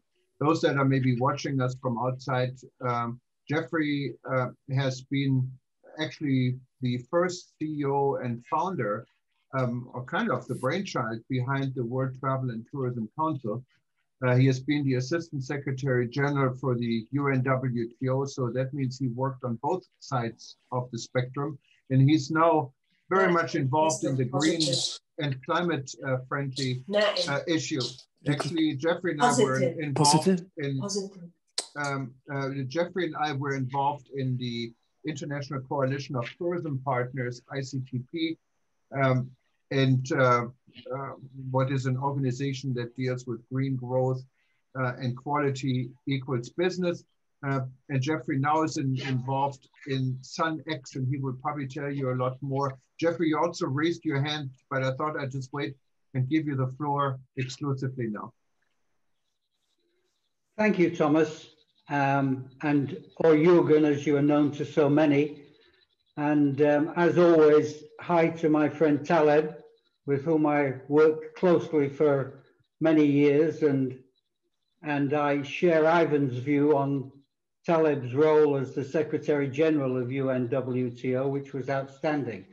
But first, I want to take the opportunity, I think on behalf of everyone, to congratulate you, Thomas, on being the most consistent and persistent network creator in our sector. I've watched you build ETN. I've heard all the good and the bad criticisms. You weather them all. You're fearless. You say exactly what you think. And the very fact that you've got, you know, this time of night where I am on a Friday evening, and much later if you're going into Asia, so many people sticking with this event is just a tribute to your vision and your capability as a communicator. So I think on behalf of all of us, it's a 12-month anniversary. I want to make that point. And I did raise my hand. This is a second point, and I say this as an analyst. I agree with pretty much everything in Andrew's excellent presentation. It's a huge pleasure for me to see how effective WTTC is after very, very small beginnings. And it's a great tribute to Gloria and her team. And as Andrew said, we are very pleased and proud to be working with them on what I think is the biggest issue, which I want to talk about briefly, and it's bigger than COVID. It's the climate crisis. But I want to, before I make a few comments on that, I just want to say where I disagree with Andrew, and it's as an analyst. The COVID virus, we can respond to it as a sector and the different components of travel and tourism. But at the end of the day, it is a public health issue. And the opening of travel markets will, all the lobbying in the world will not change the grim reality that this virus kills people, and it kills lots of people. 500,000 people because Donald Trump treated it so casually in the United States. And our challenge as a sector, and we don't like to say this, but I'm old enough to say it, is we are always a risk element because we move people around. Millions of people, billions of people we move around. And it's for that reason, on the one point, I think the government public health authorities have decided we have to have a vaccination regime around the world to give a global protection against this enemy. It's a war that we're in.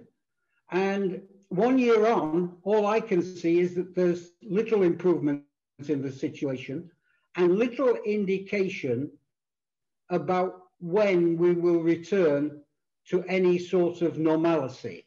And I think it was Ivan mentioned 22. I've heard aviation people talking about 24. I think we have to hunker down and do exactly the kind of thing that Ivan has just described, which is to preserve what we can and prepare for a re-emergence at some uncertain time in the future. And I truly believe that vaccination will become a bigger issue than, I think, Andrew, that was when I raised my hand. I think it will become a bigger issue because governments have to satisfy their electors that they're doing everything to protect their people. And it's bigger than we are, I'm afraid to say.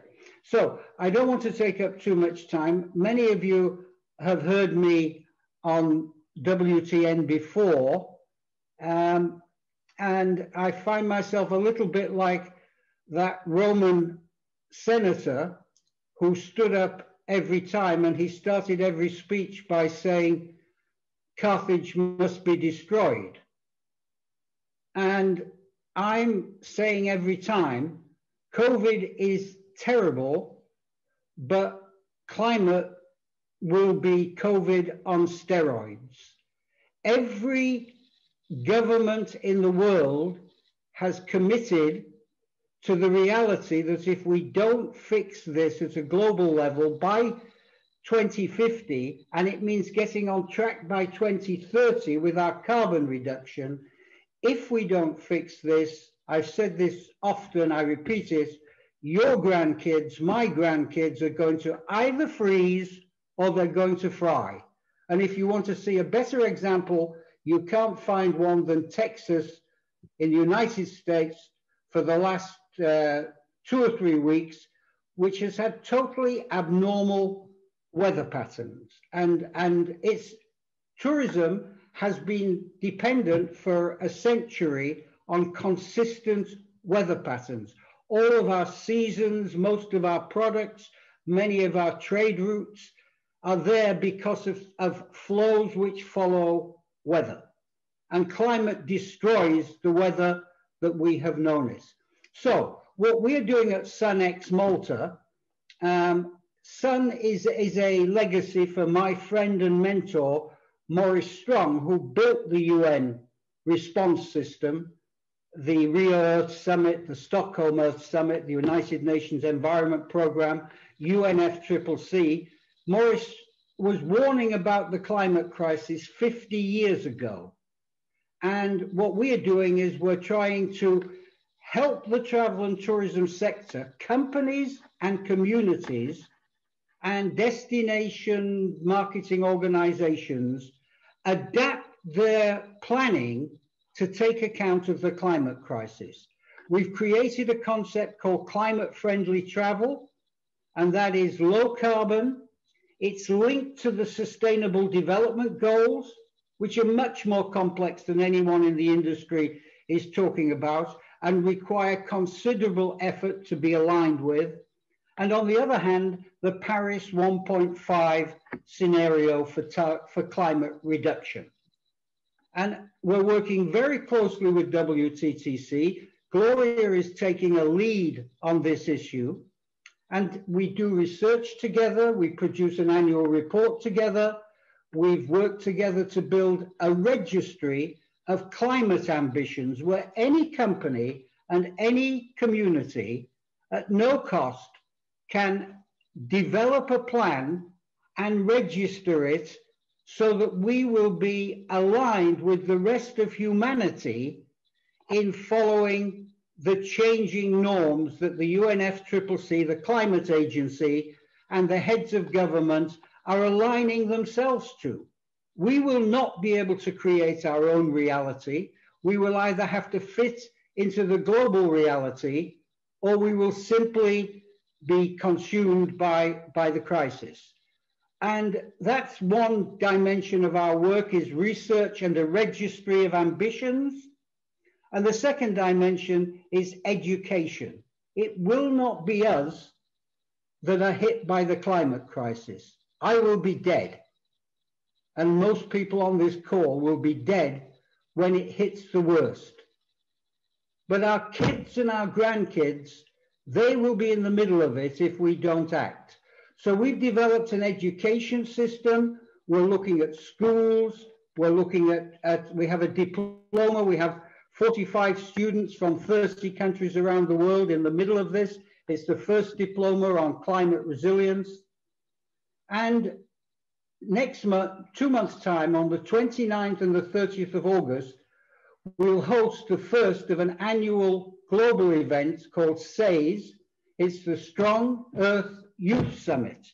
And it will run for 2 days, and it will be a virtual event in 3 regions. It'll be in Canada for the Americas, it'll be in Bangkok for Asia Pacific, and it will be in Malta for Europe, Middle East, Africa. And we'll have a full program with some of the best thought leaders and industry decision makers and academics who are trying to see how we can adapt ourselves as a sector to fit in with where the rest of society is going. The reality is we are behind the curve. We talk a good game, but we do not do much to act. And we have 10 years to get it right.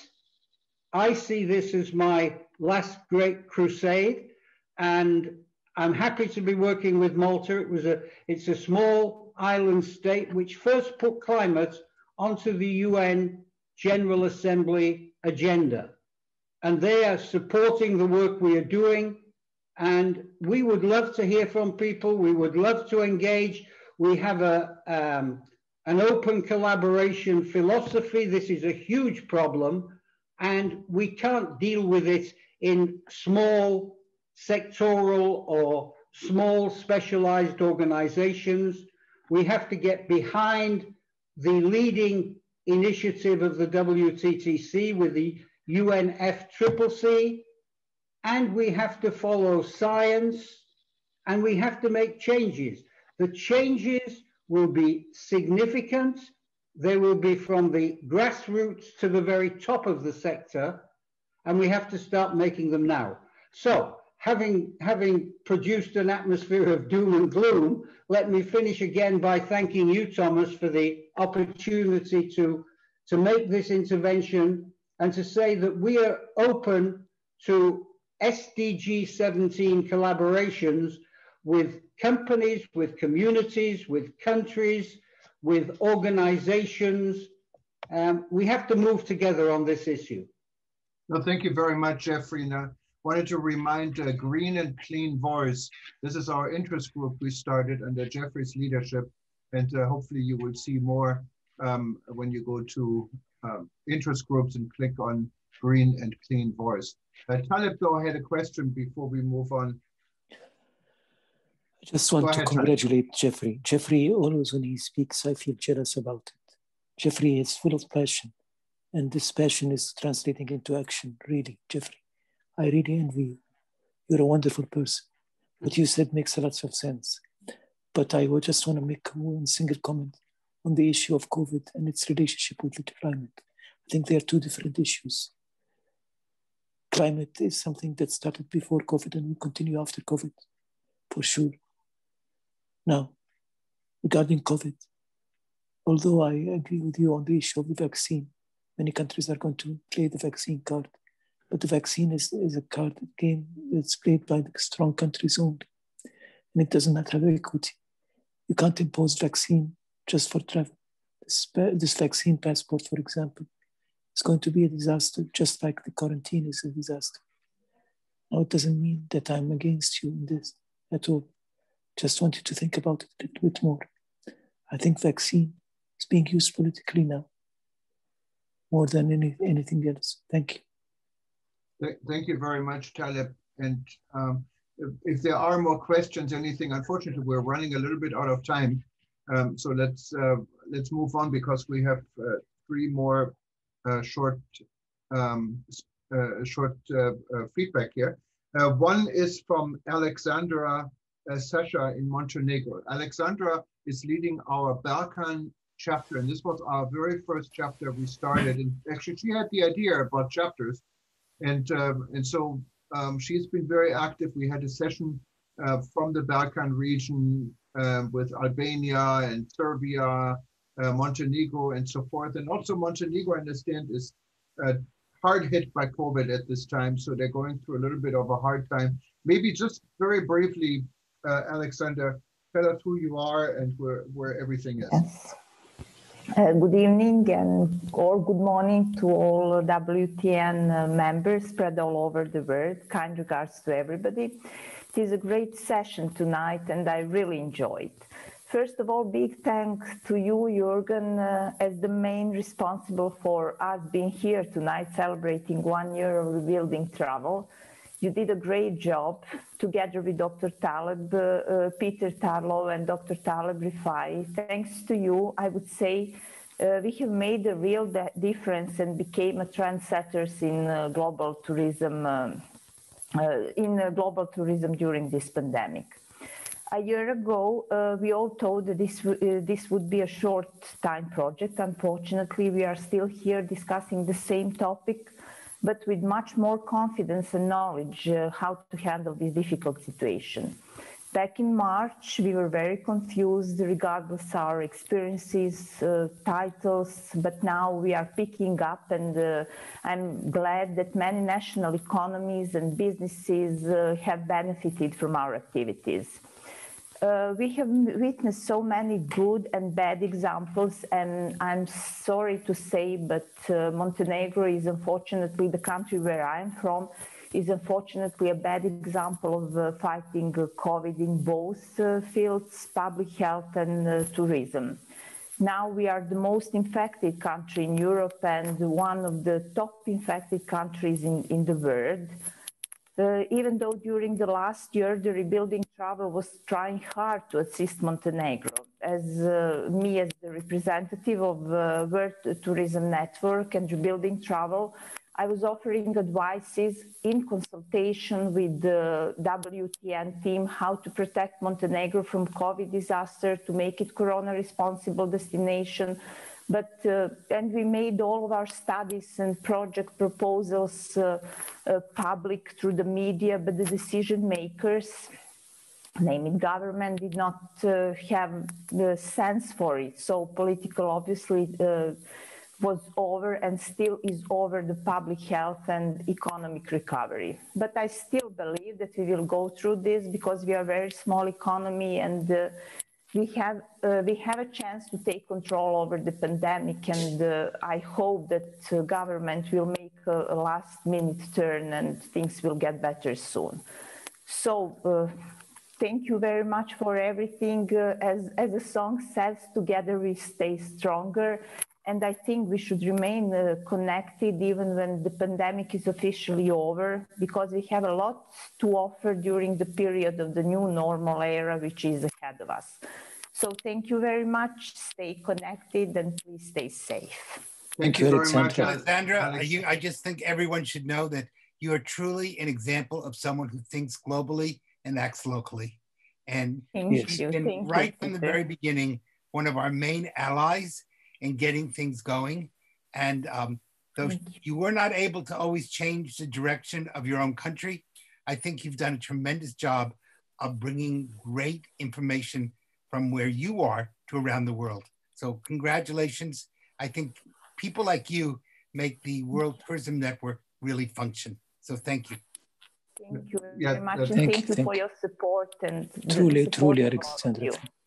Thank you so much. Yeah, and thank you so much. And another person who has been there from the beginning, and we're really looking forward working with her and get started with education and the educational group. She's been, I think, at every single session we had. She joined us actually last night, my time, or this morning, your time, is Professor, and since I cannot pronounce her last name, call her Professor Snow White. She told me that's okay.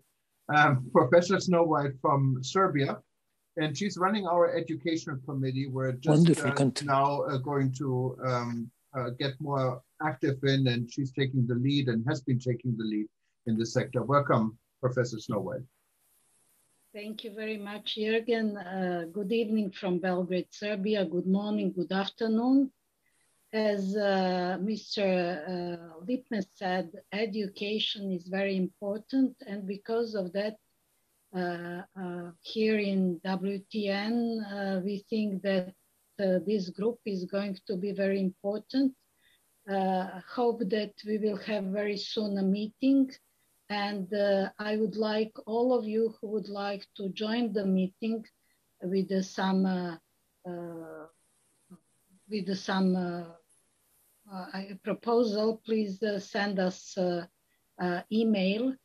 Here in Serbia, I can say that now we are having 4 different vaccines, because vaccination is very important for tourism. We can't travel without it, and we start vaccination at the very end of the last year in December. And nowadays the people are vaccinated themselves. We have, I told that before that we had 3, now we have 4 vaccines here. Pfizer vaccine, the Russian, we have also Chinese vaccine, and AstraZeneca we got last week. I can tell you that people are strongly want to have a vaccine, and it is very good, because we have more than 1.5 million people who were vaccinated. Tourism in Serbia, like all countries in the world, we had a very big decline of international tourism, about 80%.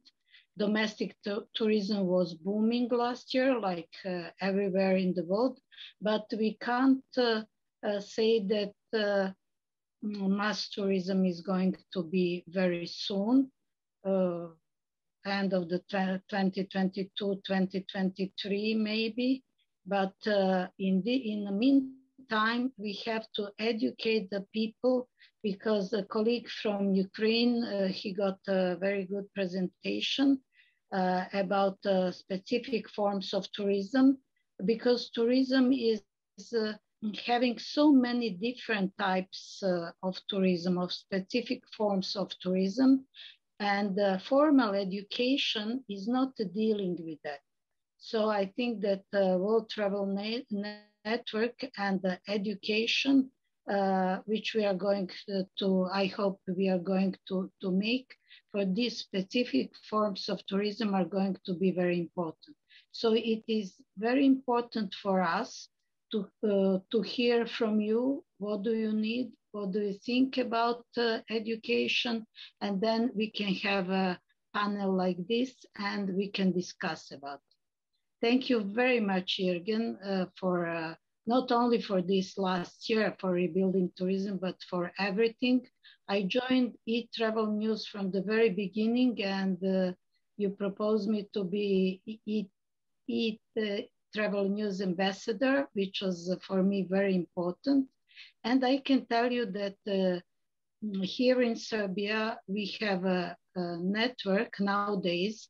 It's a new organization, Balkan Network of Tourism Experts, which is going to be a part of World Travel Network, because in the paper, it is recognized by the officials here in Serbia. And in the paper, we put that this network of tourism experts is a part of a World Travel Network. So all our members are going to be also members of a World Travel Network. And as many of you said, together we are going to be stronger. So we have to continue like this with all of you who are force for us. Thank you, Jürgen, and all of you for this wonderful panel. And I'm joining every panel because it makes me richer.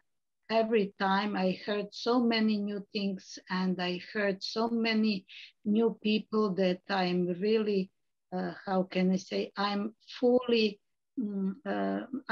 with the energy after this panel. Thank you. Thank you very much, Professor Snowhite. And we're definitely looking forward to working with anyone in the Balkan region, in Serbia, in Montenegro, and everywhere else. I know we had the head of the tourism board from Albania in one of our sessions, and really, really important area in Europe in regards to travel and tourism. And I'm glad you're taking this leadership. If you have feedback for Professor Snowhite, you can also just go to our website, wtn.travel, click on contact, and we'd be happy to forward it. Or you can click on the educational interest group, go to interest group, education interest group. You see Professor Snowhite's picture there, and you can also contact her directly. Now, I know we're really a little bit getting short on time, and I want to thank you for those that have been joining us in the beginning, hour and 50 minutes ago, and are still here. So I'm very pleased about this. And but we have two more, really, one more presentation, one more announcement, both from Germany. We have Max Haberstroh joining us, and he will fill us in what he has to present. Max, go ahead if you can unmute yourself and maybe turn your camera. It doesn't seem to be working. Thank you very much. Jürgen, do you hear me? Yes, we hear you, but we can, I don't know if we can see you. We cannot see you. We can only hear you. You cannot see me. Can you see my picture? We see your picture, your small picture. All right, at least that's fine. Go ahead. We were looking at your picture. Okay, thank you very much.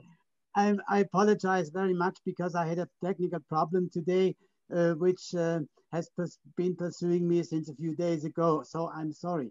And in the interest of other speakers or contributions, let me abridge a little bit my manuscript or what I prepared for today's evening. I want to concentrate actually on two items, especially the corona pandemic and the so-called king tourist and cross-cooperation. The global spread of COVID-19 and its economic, social, cultural, and environmental impact urges travel and tourism to readjust its parameters of thought and action. This may seem particularly difficult at a time marked by the freewheeling attitudes and individualized behaviors of seemingly more and more demanding and hedonistic travelers. The client is king argument may serve as just one statement characterizing this symptom. More and more, however, king tourist will have to accept a kind of trinity and to share power with, say, king local inhabitant and queen nature.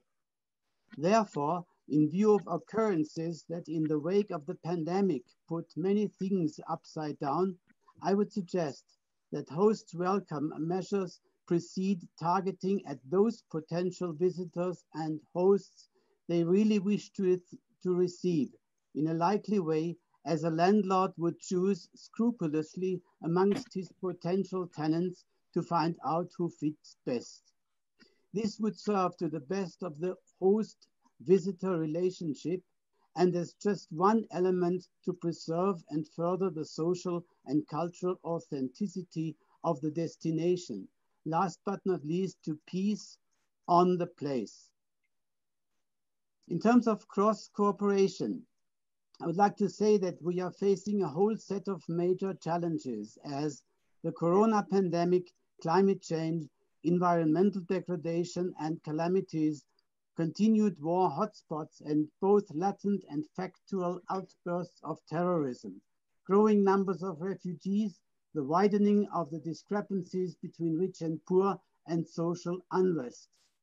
Even travel and tourism has its share. Mass tourism hotspots have been for long already a source of alienation between frustrated hosts and visitors coming in by masses or behaving indecently. Altogether, there has gradually emerged a growing aversion of local people to live in a sort of multicultural melting pot that severely affects local customs and threatens local particularities to evaporate within a presumptively felt anonymity of globalization. In times of crisis, however, the meaning of individual may gradually change from a suspected individualism to real and true relationships amongst individuals.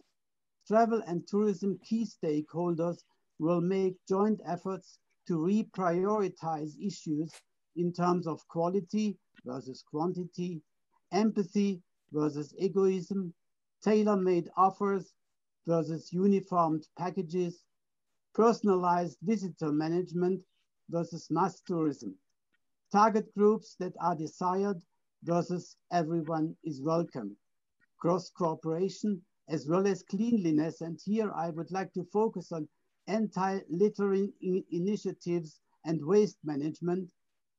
Then security and safety with a focus on secure and accountable policies, safe and healthy environments, and enhanced services worth the money, and a very much different idea of energy and mobility toward renewable energy and e-mobility. Thank you very much for your attention, and I'm happy to have joined you and have also witnessed old friends of mine whom I had the honor and the pleasure to meet repeatedly at the ITB in Berlin. Thank you very much. If I could just get a word in, Max, it's really important what you stated about the trash and the littering, dealing also with safety and security. We know very much that when we have a clean environment, meaning one where we worry about such issues as trash, all sorts of broken windows, et cetera, crime goes down and safety goes up. So you're right on the target in working on those two priorities. They're really important. Thank you for saying that. Thank you very much, Peter and Max. I wanted to just briefly welcome Nancy Barkley. Nancy is running our interest group for destination weddings and honeymoons. And we had a wonderful session just last week about this. And I just wanted to just say hello. Maybe if you want to just take a minute to explain who you are and what we're doing within the destination wedding interest group. And Nancy, I think is joining us from, is it Maryland? I'm not even. Philadelphia. Philadelphia, okay, oh, very close. Well, first of all, I want to thank you because like everybody stated, first of all, happy anniversary. And I just think this is such a wonderful organization. As Jürgen stated, my name is Nancy Barkley. I am based in Philadelphia. I am a certified destination wedding and honeymoon planner, and I've been dedicated to the hospitality industry for 25 years. You know, I do specialize in destination weddings. They're all international. So I empathize, I hear, I understand what everyone is saying on this platform. So many of us depend on tourism, myself included. And when I joined World Tourism Network in October, I was really, really inspired by what a lot of people were saying. And I know there were a lot of interest groups, so I thought, why not start one for destination wedding and honeymoon tourism. Destination weddings, so many components. You know, I'm looking at all your charts and the GDP, and I know a lot of people that have, you know, lost their business, a lot of people that are hurting.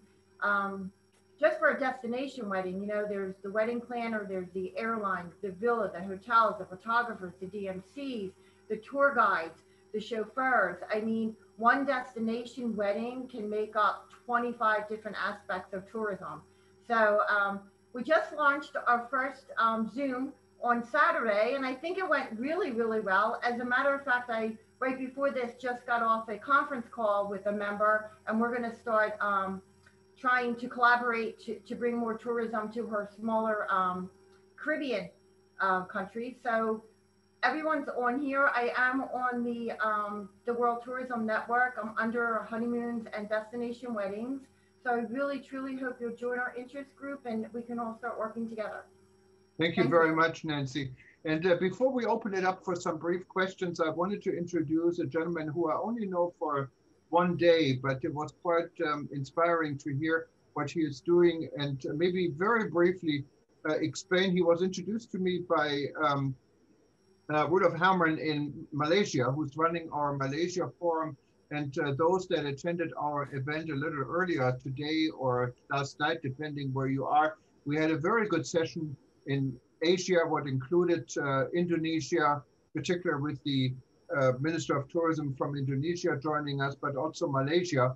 And you're in Germany, but you're connected to Malaysia and this group. You're a global player actually in this industry, and you have an initiative. Just maybe 1 or 2 minutes if you can explain who you are and what you do. Bijan, go ahead. Sure, thank you very much, Jürgen, and it's a great pleasure to be here as a new edition. I apologize for being the last person at the last minute. I feel already a lot of cohesion in the group, a lot of passion, which is no doubt manifestation of deep ties and relationships. So it's great to be part of this network. Yeah, I would love to just say just a few words. Hotel Resilient is a global initiative, as Jürgen just said. We started as an initiative in 2015. In fact, partnership between PATA, the United Nations Disaster Risk Reduction Office, and the German government Global Initiative for Disaster Risk Management. And the impetus of the work is that there were no consistent standards for disaster risk management and climate change for the hospitality sector. And the global assessment report that comes out every 2 years identified this as a key need. So we came in I was at the university here in Germany and put together a large consortium of university and private sector partners, and over a 2-year period built these global standards that are risk-based. And that's important because behind the standards are a lot of global modeling, what insurance typically uses, but hotels don't have access to. So we analyze and provide a risk footprint to hotels, and then based on that, as well as the climate impacts, provide guidelines and standards on how to reduce those risks and mitigate them. And so that led essentially to the founding also of Hotel Resilient as a certification body. And over the last year, in fact, since June, we've been using that framework that we have on disaster risk management and extending it to developing COVID standards as well. But they go beyond, I would say, you know, the typical hygiene and distancing and all that is in there. But at the same time, we're looking at it from a more holistic disaster risk management framework. So looking at business continuity, crisis communication, defining clear roles and responsibilities that help with the pandemic, but can also be extended beyond the pandemic. And I think right now is a great opportunity for hotels. PATA found 60% of hotels don't have crisis management plans still. It's a great opportunity as they're forced to develop these protocols to also think beyond it. As Geoffrey put it so eloquently, you know, that is the real crisis that we'll be facing. And it's a great time to think about that and put some thoughts and resources towards planning for it. So I'll stop it at that. I had some slides, but maybe that would be for next time, Jürgen, to share in more detail with you. Yeah, and we can definitely do a session introducing what you're doing, and it fits in. the overall concept very well. And thanks for joining us, being part of us. And I wanted to open just for a few questions, but before we do this real brief, I know he's joining us. It's very early in the morning. He was on our event last time. We call him Mr. The Happy Man. But he's joining us from Australia, and he's involved in happy tourism. He will tell you just maybe 1 minute, Paul, and then we can go to general question if this is okay. Welcome. You need to unmute yourself, please.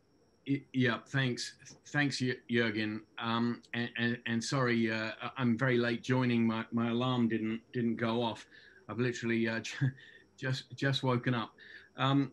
This is then to announce that with Jürgen, in partnership with Jürgen, the World Tourism Network and the International Institute for Peace Through Tourism and Planet Happiness, on the 20th of March, which is 2 weeks today for me anyway in Australia, two weeks on Saturday, we're working together to celebrate the International Day of Happiness.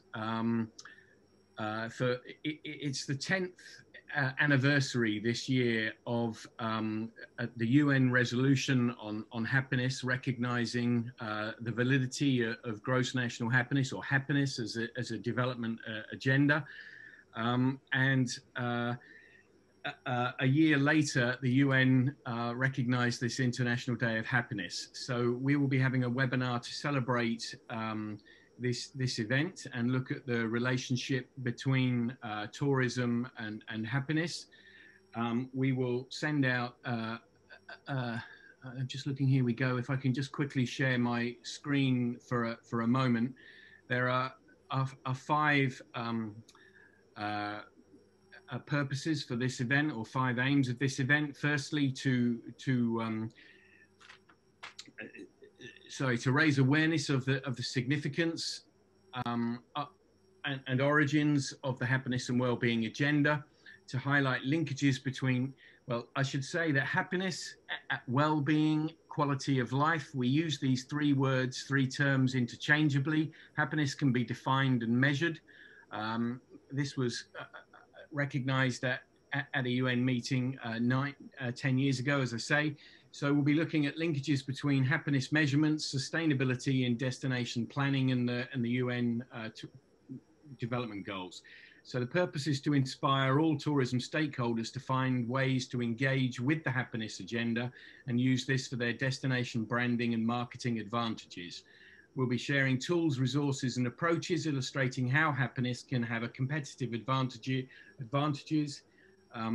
for the industry, and discussing opportunities for storytelling and digital innovation to support this. We have about 15 to 20 speakers, including the work from the World Economic Forum, Gloria from WTTC, Geoff Lipman, Taleb. We'll have somebody from Vanuatu who've just put well-being at the focus of their tourism recovery strategy. Anna Pollock, we hope, will join us, and many others. So we'll share details of this with you in the coming days. We'll have and there will be a press release going out on Monday to travel editors to put together stories in advance of the event. Sorry, that was a bit clumsy. As I say, I overslept. My apologies, everybody. No, and I can testify you've been the last speaker at our event earlier, so you only had a little time in between, and thank you so much. I know it's very early in Australia where you are. And just before I give the final word to Dr. Peter Tarlow, our co-host here, I wanted to see if there's any more questions from anyone. Raise your hand, please. Any comments or anything you wanted to say. If there is, please raise your hand now. Okay, Cuthbert is raising physically his hand, but I meant actually you can click on the raising hand button, but Cuthbert, go ahead.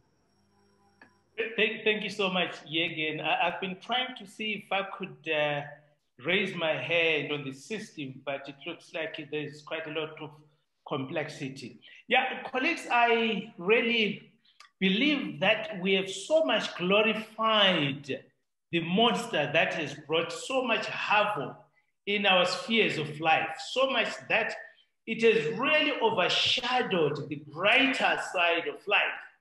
The Minister Vilakati from Eswatini, I allude to his sentiments that the break that was created by the COVID-19 has afforded him to reset and explore and learn much within the domestic space.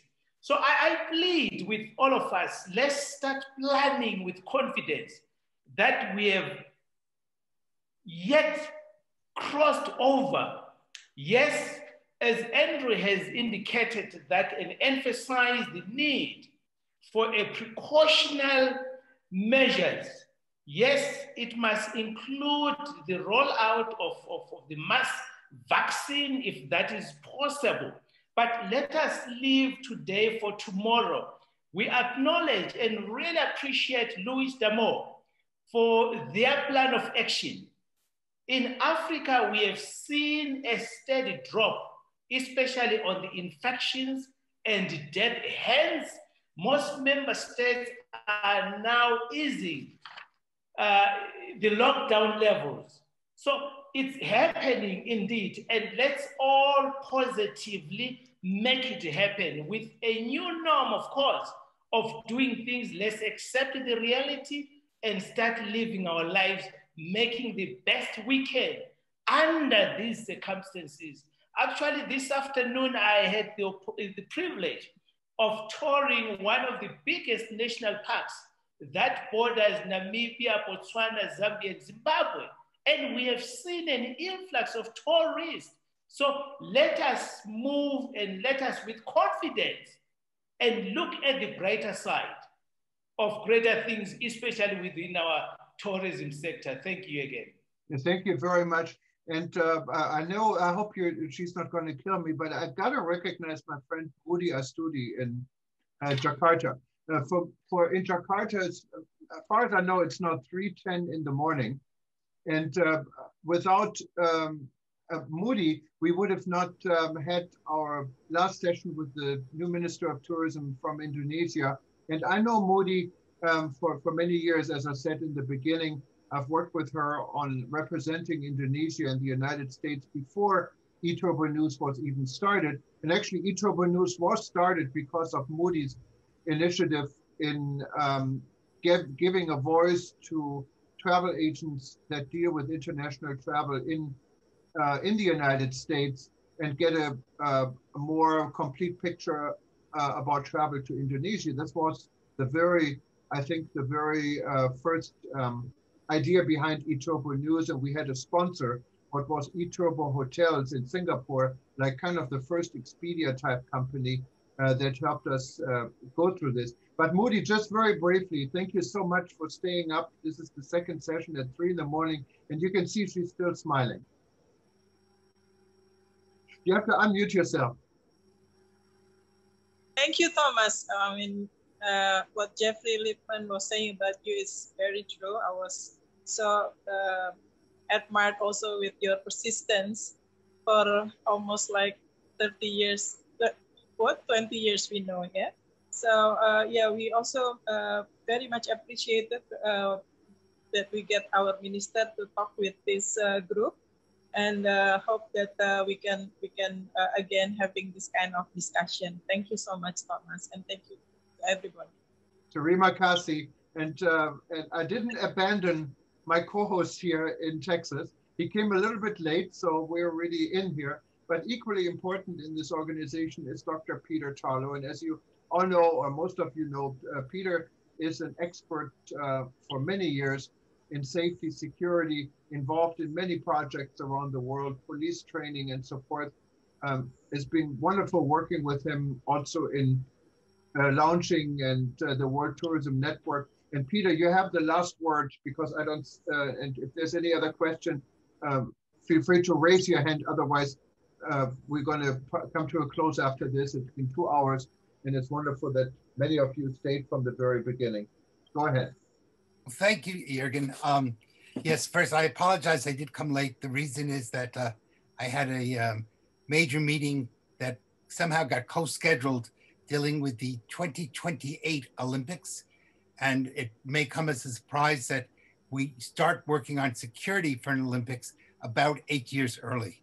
So when the Olympics will hopefully take place in Japan, understand those Olympics they have been preparing for them over the last 8 years. And I certainly hope they get to have them this year. It's tremendous amount of work.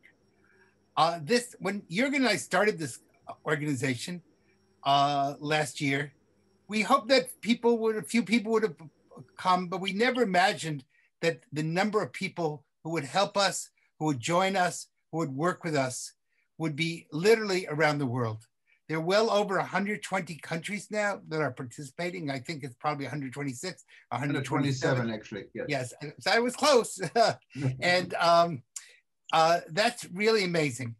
I think the way to maybe see this is there's a very beautiful expression which says, the original expression is from the Midrashic literature, says, Zen ene v'zelo chaser. What it means is when a candle shares its light, it shares its fire from one candle to the other, the second gains, but the first does not lose. And that's very much the whole principle of tourism, that when we work with each other, when we show we care about each other, we don't lose. We continue to hold our own fire, but we help the world to become a better place with more light, more love, and more caring. And that's really the thematic behind the World Tourism Network, behind everyone who's here today. We've become a family. We've come to learn to work together, to care about each other, and we've learned to light each other's candles. And doing that, no darkness can destroy us. In the end, we will succeed and we will make the world a better place. Thank you for all being with us today. Thank you. No, thank you, Peter, and thank you everyone else who has been here now for a little bit more than 2 hours. I can tell you so far we had 29,460 people watching us live. And that number, of course, will grow. We're going to finish the archive here in a few hours and then put it up on eTurbo News. It's going to run back to back all weekend. So hopefully we get a lot more people interested in what we're doing in the World Tourism Network. And you find everything at WTN.travel. If you go to WTN.travel, you can join us actually as a member or as a complimentary observer. You can also see who's in the interest groups. There's a WhatsApp chat group. There's a LinkedIn group. And we're here to talk to you. And yes, we are a big family. Also, Peter's wife, who's always been in the background, and I see her, Sarah Tarlow. Welcome, and thanks for joining in.